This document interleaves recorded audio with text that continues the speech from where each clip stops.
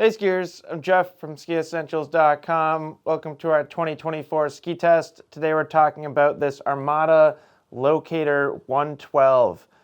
Really cool to see the development of Armada as a brand over the past few years. And this Locator is such a perfect example. Along with the declivity models, they're just marking this kind of new focus on more directional skis from a traditionally twin tip focused company.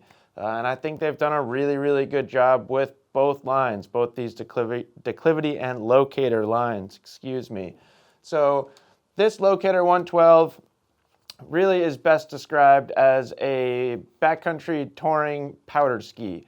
This shape, this width, it is really designed for soft snow use, but it does have some strength to it too, which I think is really cool. So from a construction perspective, we got a Caruba wood core in this ski. We also have carbon reinforcements, and then they even include a layer of Titanal underfoot. Actually, I think if you put it perfectly in the light, you can even kind of see where it is. That Titanal is mostly for binding retention. I think that's a fair assessment, but it is adding some extra vibration damping to the ski as well.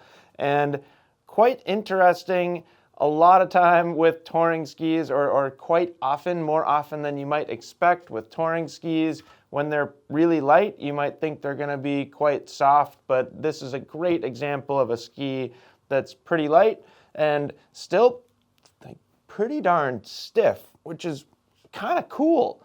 So that's where you're getting quite a bit of stability. You get a lot of surfy maneuverability out of this ski too, but if you're kind of the type of skier that likes to charge big mountain lines in the backcountry, there are limited options for really strong, stable touring skis, and I would definitely put that into that category. Just over 1,700 grams. This is a 180 centimeter length here. Obviously, we're 112 underfoot, so while on paper that might not seem super light, I think given the size of the ski itself, it is quite light.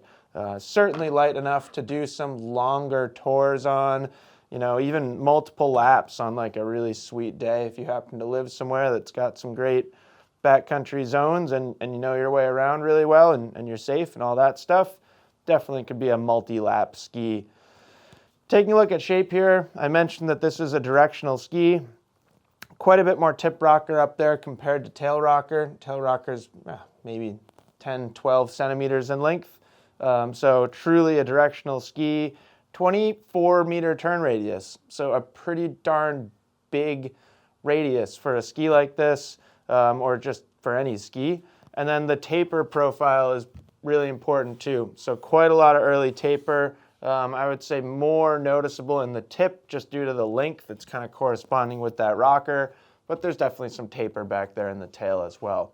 So lots of early taper, pretty lightweight, good amount of tip rocker, and a big long turn radius. So all of those things add up to a ski that is very smeary, very surfy. In fact, if you look at this ski, it kind of looks like a surfboard, and it acts very similarly in deep snow conditions to how a surfboard would act in water.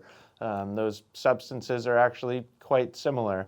So really cool, agile, easy to release the tail edge, really comes in handy if you're skiing a tight technical line, like a really narrow chute or something like that.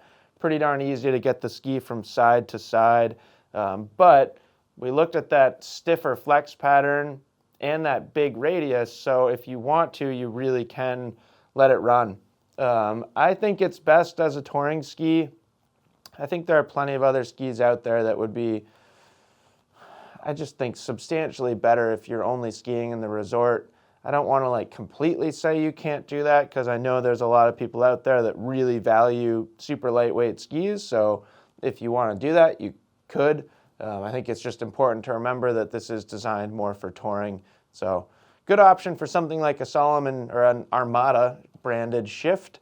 And then it would feel a little bit more appropriate to me, and something that you could take some backcountry laps on and then use in the resort too. I guess just personally, I probably wouldn't mount just a true alpine binding on it, because I feel like you're limiting its capabilities. So that's it. That's the Armada Locator 112. Let us know if you have any questions about it. Check this thing out on skiessentials.com. A lot more reactions and feedback from different testers. Let us know if you have any questions, and we'll talk to you soon.